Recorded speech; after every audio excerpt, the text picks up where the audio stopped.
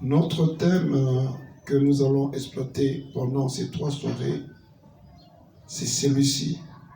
Connais-tu ta lèpre? Connais-tu ta lèpre?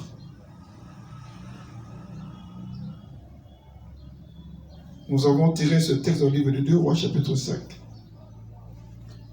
versets 1 à 5, que nous allons lire tout à l'heure. Mais la lèpre est une maladie qui est au même rang que la tuberculose. La lèpre, elle est contagieuse. La lèpre crée des mycoses sur le corps. Et ces mycoses sur le corps, c'est comme des poussières. Et cette lèpre démembre la personne qui en souffre. Ça enlève les doigts, ça coupe les doigts, les nez, les lèvres, les oreilles. C'est donc tous les membres, les parties où la lèpre y est, la personne est démembrée. Donc, la question est, c'est quoi ta lèpre? Dans cette question, donc, c'est quoi ta lèpre? Et que cela nous permet de réfléchir. Cela te pousse à réfléchir et à essayer de comprendre réellement quelle est la chose qui fait que tu sois mis à l'écart. Parce que la personne qui souffre de la lèpre ne vit pas avec tout le monde dans la société. C'est ce que la Bible nous le recommande. Et puis ici, chez nos pays, ici au Congo démocratique, à Kinshasa, c'est l'hôpital de la Rive, vers Mongalema, au bord du fleuve. C'est là le lazaret ou le centre des lépreux. Ils vivent entre eux, ils ont leurs femmes, ils ont leurs enfants, et ce sont les pêcheurs qui pêchent là-bas. Ils sont mis à l'écart, ils ne sont plus dans la cité. Voilà pourquoi j'aimerais pendant ces 3 soirées que tu réfléchisses pour connaître c'est quoi la chose qui fait que tu sois mis à l'écart. Quelle est la chose qui fait que tu puisses vivre, expérimenter la main de Dieu dans ta vie. Alléluia. Amen. Voilà pourquoi on va lire une histoire des messieurs dans la Bible, dans 2 Rois chapitre 5, versets 1 à 5. C'est l'histoire de Naaman, le Syrien. La Bible déclare ceci. Le général en chef du roi de Syrie s'appelait Naaman. Son maître l'appréciait beaucoup et le traitait avec faveur.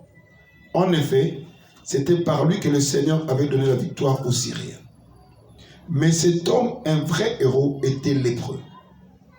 Or, des pillards syriens qui avaient pénétré en bande dans le territoire d'Israël, on avait ramené prisonnière une fillette qui devint la servante de la femme de Naaman.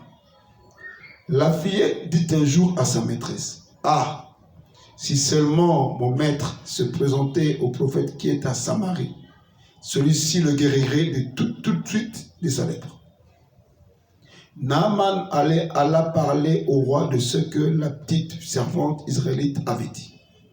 « Bien, dit le roi, va trouver le roi d'Israël avec la lettre que je te remettrai pour lui. » Naaman partit donc en emportant environ 300 kilos d'argent, 60 kilos d'or et 10 habits de fête. Amen. Amen. Voilà, c'est l'histoire, c'est ce verset que nous avons échangé. Et c'est sur ça que nous allons parler pendant tout ce temps. Mais je crois que les versets vont évoluer. Alléluia. Amen. Ici, on parle du grand général en chef. On parle du général en chef. Quand on dit général en chef, c'est le chef MG, le chef d'état-major général. Alléluia. Amen. Alors, ce grand général en chef, son nom était Naaman. Ils étaient les Syriens, une nation hostile d'Israël. Mais la Bible déclare que ce Naaman, par lui, Dieu a délivré la Syrie, ou par lui, Dieu a donné la délivrance à la Syrie. Alors là, on va tirer comme un trait.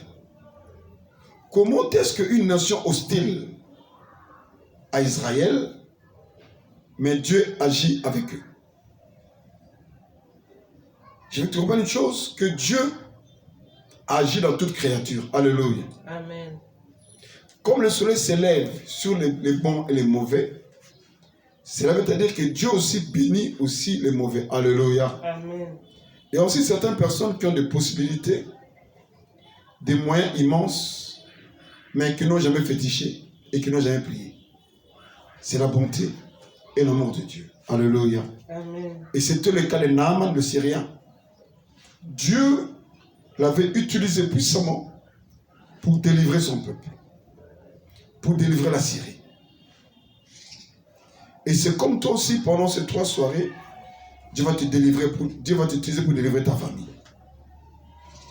Alors ce Naaman le Syrien était lépreux.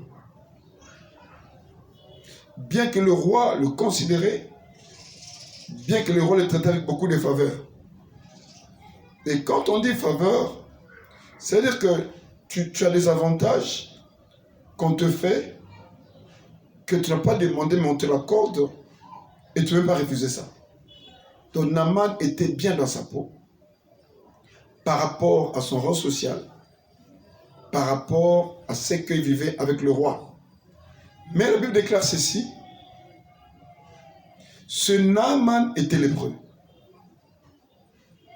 Donc, tout à l'heure on a dit que la lèpre, c'est toute chose qui fait que tu puisses être en quarantaine. La lèpre, c'est toute chose qui t'ôte la paix. Je pense que comme Naaman, le Syrien, était lépreux, donc ce dernier ne vivait pas avec sa femme. S'ils étaient avec sa femme dans une même maison, mais pas sur le même lit. Donc il ne mangeait pas avec sa femme sur la même table. Parce qu'il était lépreux, de peur que ces gens puissent être affectés. Moi je pense, bien qu'il était considéré par le roi, il ne pouvait pas manger avec le roi sur la même table. Parce que la lèpre était là. Et la lèpre était agissante. Alléluia. Amen. Alors, ce Naaman le Syrien, moi je suis dans sa peau maintenant. Je vois que bien qu'il était considéré, il était malheureux. Parce que quand il était seul, il n'y avait plus de considération. Parce que cette maladie le rongeait. Cette maladie le tourmentait. Et moi je pense, quand il a enlevé la cuirasse, c'était avec la peau qui partait. Je pense qu'il n'avait pas de nez. Je pense qu'il n'avait pas de lèvres. Je pense qu'il n'avait pas de doigts. Je pense qu'il n'avait pas d'oreilles. Il n'avait pas d'orteils. Parce que la lèpre avait tout emporté. Alléluia. Amen.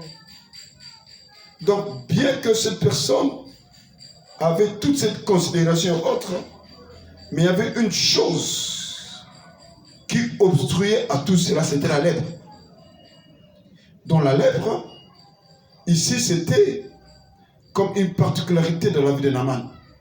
Alors, je ne sais pas quelle est cette particularité négative qu'elle a dans ta vie. Parce que cette particularité, elle n'était pas positive. Mais cette particularité était négative. Parce qu'on a dit que ce dernier était lépreux. Alors, je ne connais pas ta lèpre. Je ne connais pas la chose qui est en toi que les gens te reprochent. Alléluia. Amen. Voilà pour la question est que c'est quoi ta lèpre? Tu dois connaître la chose qui est en toi et la chose qui fait que les gens te reprochent. Tu dois connaître la chose qui est en toi, la chose qui fait que tu ne peux pas vivre la bénédiction de Dieu. Parce que Naaman avait tout, mais il était lépreux, donc il était limité. Amen. Amen. Donc Naaman était limité, parce que Naaman était lépreux. Et je ne sais pas, qu'est-ce qui te limite? Qu'est-ce qui a placé la limitation dans ta vie? Qu'est-ce qui a placé la stagnation dans ta vie? Qu'est-ce qui fait que tu ne puisses pas avancer? Alors, c'est Naaman le lépreux. Dans sa maison, il avait une servante israélite. Et cette servante est arrivée comment dans la maison de Naaman? On avait déclaré des pillards, autrement dit des voleurs. Ils sont allés en expédition, ils sont allés piller en Israël et ils ont pris une petite fille en captivité. Ils l'ont amenée et cette fille était servante dans la maison de Naaman. Et je crois la fois dernière, je l'avais dit, aujourd'hui je le dis encore. Quand tu es dans la cour du roi, tu as une mission. Quand tu es à côté d'un grand, tu as une mission. Mais beaucoup d'enfants de Dieu, on est à côté des grands, on est à la cour du roi, mais on n'a pas fait notre mission. Alléluia. Amen. Cette fille qui était dans la maison du général Naaman, elle a vu comment son roi souffrait, son maître souffrait. Mais comme elle était au service de la femme de Naaman, qui était sa maîtresse, la fille a apporté conseil. La fille a parlé à la femme de Naaman, en leur disant que si mon Seigneur, le général en chef Naaman, était en Samarie, je crois que le prophète de Dieu qui est là-bas allait le guérir. Alléluia. Amen. Donc cette fille, je crois qu'elle était partie là dans cette maison parce qu'elle avait un but. Et elle connaissait bien son but. Voilà pourquoi elle a parlé ce jour-là de la guérison, de la restauration, de la délivrance de son maître Naaman. Alléluia. Amen. Mais moi je te pose la question, toi qui es à côté de ces grands, de toutes ces personnes, est-ce que déjà tu leur as déjà apporté la solution qui est en Jésus-Christ? Parce que ces gens que tu vois grands et forts là, ces gens que tu vois élevés, ce sont des lépreux. Même dans le monde physique, ce sont des lépreux. Dans leur maison, il y a des enfants autites, il y a des enfants qui bavent tout le temps, il y a des enfants qui sont des Mongols, il y a des situations bizarres dans leur maison. Ce sont des lépreux. Alléluia. Amen. Ce sont les choses qui le tourmentent. Même quand ils ont beaucoup de femmes, là, beaucoup de bureaux, parce qu'ils recherchent la paix. Ils n'ont pas la paix. Ce sont des lépreux. Maintenant, toi, tu les approches. Les as-tu déjà parlé du prophète de Dieu, Jésus-Christ?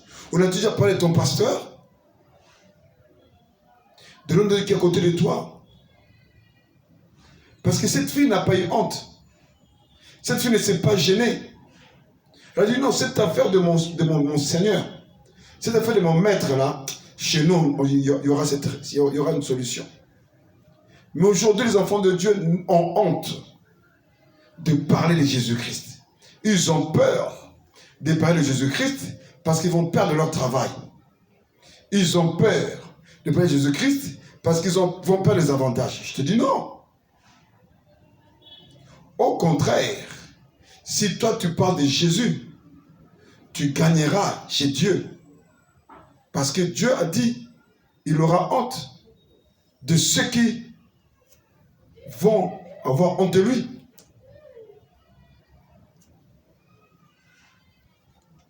Donc si toi tu as honte de Jésus, Jésus aura honte de toi. Alléluia. Amen.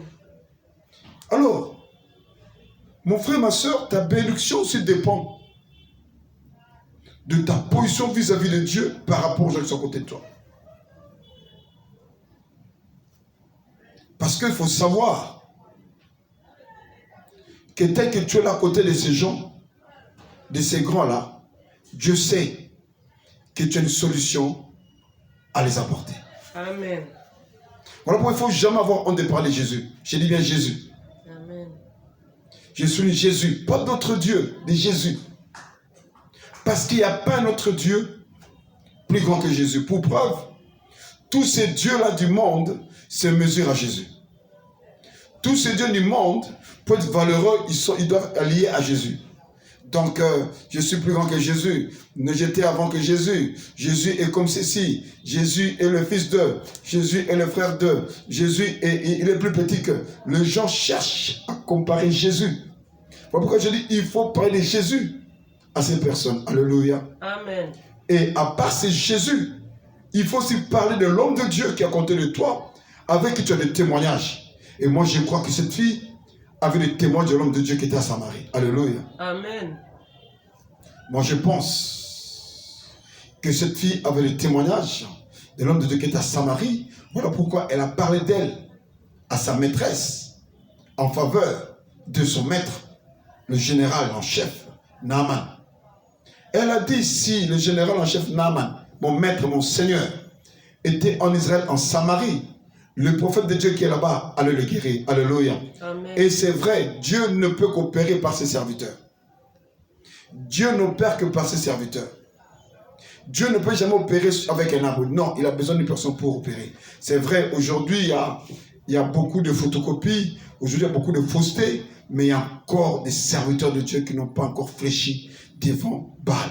Amen. Ils sont encore là. Amen. Ils sont encore là.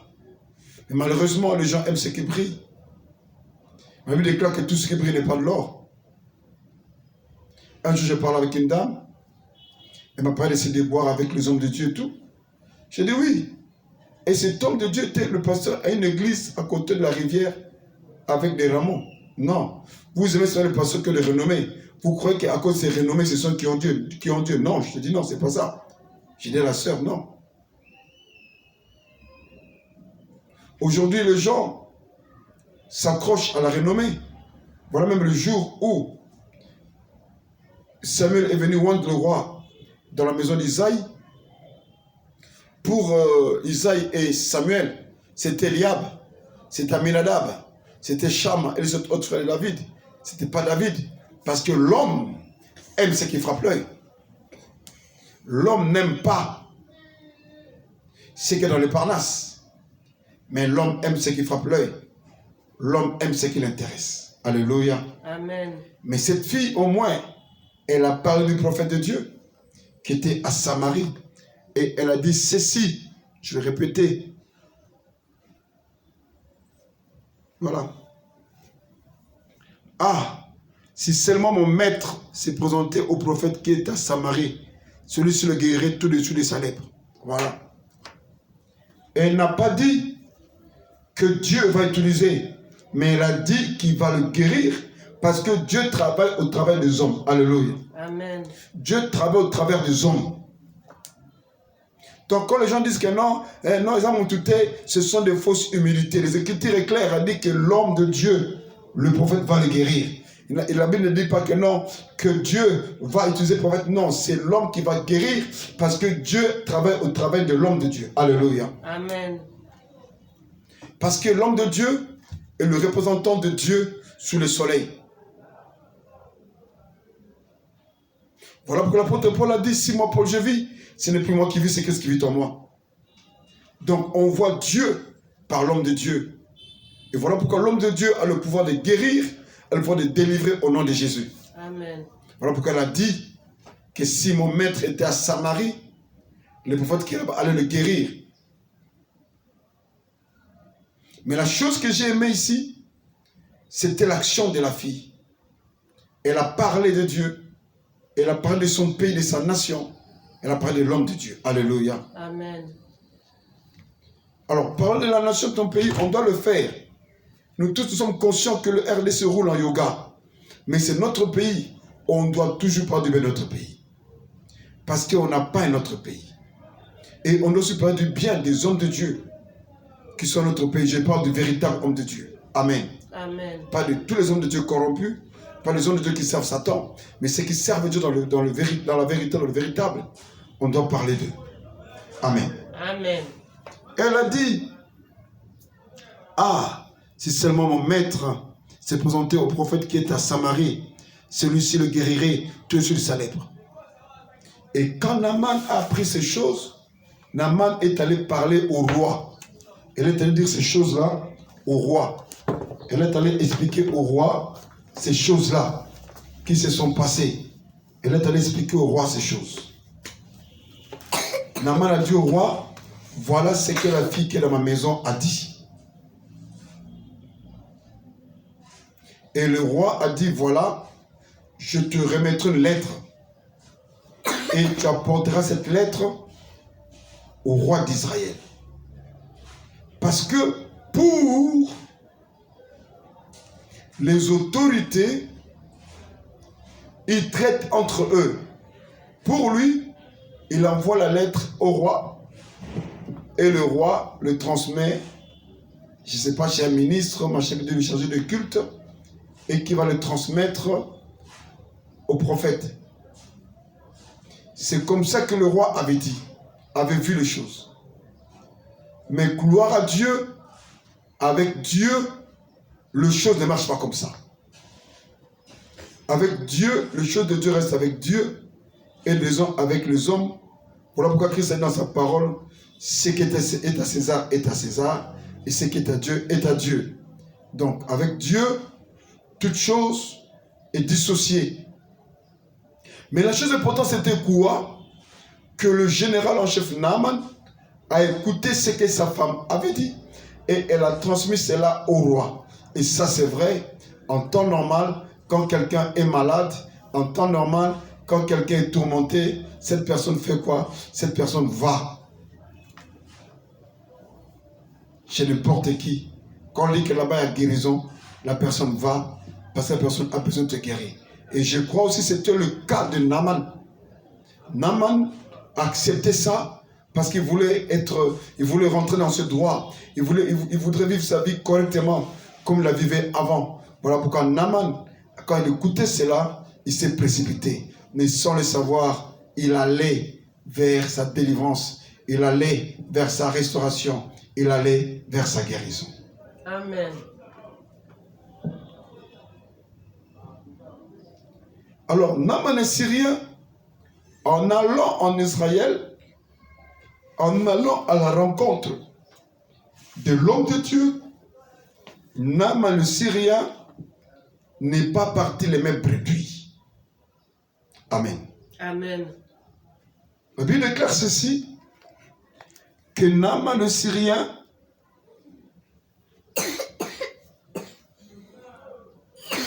il avait environ 300 kilos d'argent,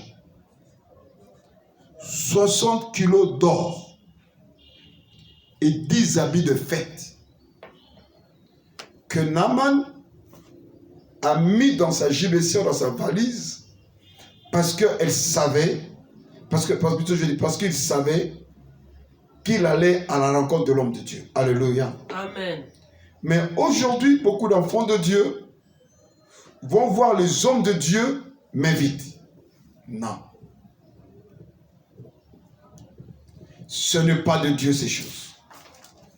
Quand tu vas consulter le prophète, quand tu vas consulter l'homme de Dieu, il faut toujours avoir une offrande. Et Naaman est parti pour sa guérison, mais Naaman, entre ses mains, Naaman avait une offrande. Même pas une offrande, avec des offrandes. Il avait de l'argent, il avait de l'or, il avait des habits de rechange, il avait des choses précieuses qu'il avait entre ses mains pour apporter à l'homme de Dieu à leur rencontre et après le service. Alléluia. Amen. C'est vrai, c'est pas ça notre thème, mais moi je pense qu'il faut qu'on en parle si Dieu révèle. Une chose qui fait aussi que nous puissions être bloqués, une chose qui fait que nous puissions être aussi bénis, c'est ce que nous allons voir les hommes de Dieu le m'inviter.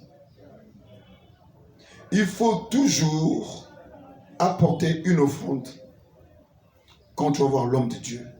Et une offrande de valeur, des grands prix. Même si l'homme de Dieu vient vers toi, il faudrait que le même mécanisme, la même mécanisme soit fait. Parce que cela procure la bénédiction. Parce que Naaman avait foi qu'à sa rencontre avec l'homme de Dieu qui est en Samarie, il sera guéri, il sera délivré. Alléluia. Amen.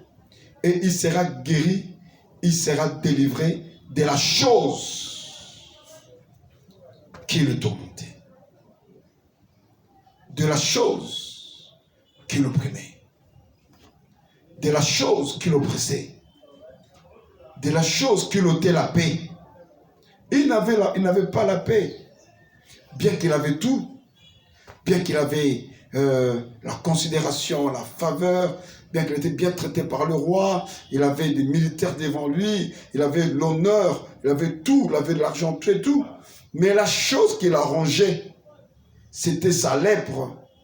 Parce que ça l'empêchait de vivre comme tout le monde.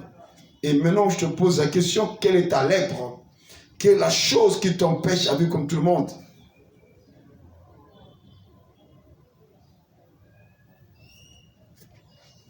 Alléluia. Amen. Voilà pourquoi je ne suis pas étonné d'avoir ce message que j'ai vu. Parce que tout à l'heure, quand je priais avant la prédication, j'ai posé des questions à Dieu. Et quand je vois quelqu'un m'écrire comme ça, je comprends que Dieu m'a exaucé. Alléluia. Amen. Parce que tu dois connaître c'est quoi ta lèpre. Tu dois connaître c'est quoi la chose qui empêche que tu vives, que tu expérimentes la main de Dieu en toi. Tu peux tout avoir, moi j'aime appeler la zone de confort. Tu as une zone de confort dont tu te dis, voilà, c'est limité. Et Dieu est avec moi. Dieu agit dans cette zone de confort. Mais oui, mais cette zone de confort, tu parais, mais tu ne l'es pas. Qu'est-ce qui t'empêche d'être ce que tu devais être? Ce qui fait que tu parais seulement. Ce sont là des questions qu'on doit se poser pendant ces 3 jours de prière. Amen. Amen. Amen. C'est quoi ta lèpre? Parce que quand tu sors à la rue, les gens te voient. Une personne considérée. Une personne avec beaucoup de moyens. Mais toi, tu sais au fond du cœur que rien ne marche dans ma vie. C'est ça ta lèpre. Mais tu dois connaître cette lèpre. Alléluia. Amen. Tu dois connaître cette lèpre. Parce qu'en connaissant cette lèpre, c'est là maintenant que Dieu interviendra. C'est là maintenant que tu vas chercher l'homme de Dieu à guérir. Parce qu'aujourd'hui, le problème c'est quoi? Tu peux se connaître ta lèpre, mais au lieu d'aller chez l'homme de Dieu à guérir, toi tu vas à côté. Parce que tu aimes ce qui te plaît. Parce que tu aimes ce que les gens te disent. Tu aimes parce qu'il faut que tu vois des trucs. Non. Nous allons voir ça avec vous peut-être demain. Comment est-ce que Naaman était fâché quand l'homme de Dieu l'a dit, jette-toi dans l'eau. Dans le jour de cette fois, il a dit, mais écoute, mais cet homme de Dieu n'est pas normal. Est-ce que chez moi là-bas en Syrie, il manque de fleuves? Il a cité les noms. Parce que pour lui, il voulait que l'homme de Dieu sorte devant lui, que l'homme de Dieu fasse des grimaces, cite certaines formules magiques, abracadabrantes. Comme ça, il va dire que c'est l'homme de Dieu. Comme aujourd'hui nous aimons voir, il faut qu'il y ait de l'huile, il faut qu'il y ait une chose qui représente Dieu, il faut qu'il y ait je ne sais pas quoi, il faut qu'il y ait de l'encens, qu'on dit que Dieu est là. Non. Non. Dieu n'est pas dans l'abracadabra. Dieu est dans sa parole. La Bible déclare, invoque moi je te répondrai. La Bible dit, voici les miracles qui accompagnent ceux qui ont cru. Dans les miracles pour nous qui avons cru en Jésus-Christ. Mais on va voir ça peut-être demain. Mais Naaman, lui, s'attendait. Dès qu'il arrive, parce que le Naaman, que l'homme de Dieu s'agenouille, que l'homme de Dieu court devant lui, que l'homme de Dieu demande, tu veux quelque chose, quelle forme de prière? Non. Mais l'homme de Dieu savait qu'il avait la solution. Celui qui allait produire la guérison dans la vie de ses lépreux. Voilà pourquoi l'homme de Dieu